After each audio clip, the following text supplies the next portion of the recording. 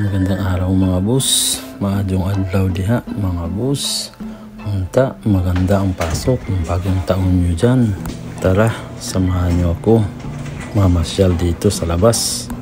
Ito sa labas, sobrang lamig. Naka negative 25 pala ang temperatura karon. Grabe, makita nyo yan mga boss, sobrang ganda. Sa labas, puting-puti ang paligid. Tanawa mga boss, grabe kanindot ang panlibot mga boss.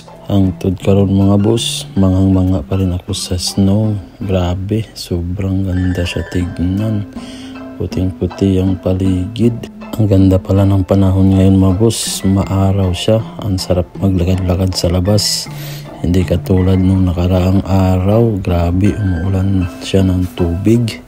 Kaya maputik sa labas. Dito napansin ko, puno na pala ang basura namin kaya inayos ko muna. Kailangan ko pala siyang hatakin palabas kasi ang truck ng basura hanggang doon sa may daan lang. So kailangan ko lang siyang i-plaster doon sa tabi ng daan. Bisan puno ang basura mga boss. Nindot kaya pa na siya birahon kay na ay kulong ang among basurahan. Maisira kayo siya birahon papunta sa kalsada. Diha lang ako i-plaster mga boss kay kanang dapita kalsada naman na diha. So hindi na nato maklaro, kinatabunan na siya sa snow. Pagkatapos kong ayusin yung basura, so binuksan ko yung isa at wala na ang laman. So yung isa doon na sako na sobra, so dito ko na siya nilagay para magkaroon ng laman yung isa. So after nyan mga boss, naisip ko palang gayahin yung napanood ko kanina sa TikTok na viral, yung magtatapon ng mainit na tubig at magiging snow nga siya. So titignan ko mga boss kung legit ba talaga yun. Ito pala yung video mga boss na gagayahin ko.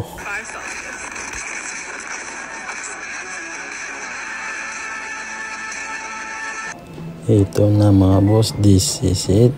Kumukulo na ang tubig. Pagkatapos niyan mga boss, ilipat na natin yan sa kalha. Wala man tayo lain, mabutangan na mga boss. So di rin naman nato ibalhin sa kalha.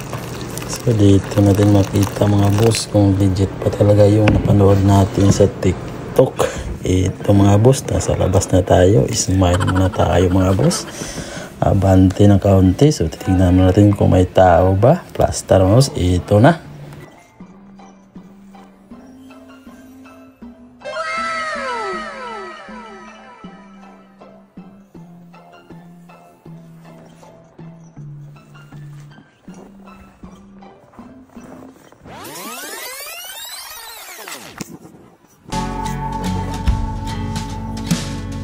A guy and a girl and a half-written song, doing their best just to move it along. It's not easy as it seems.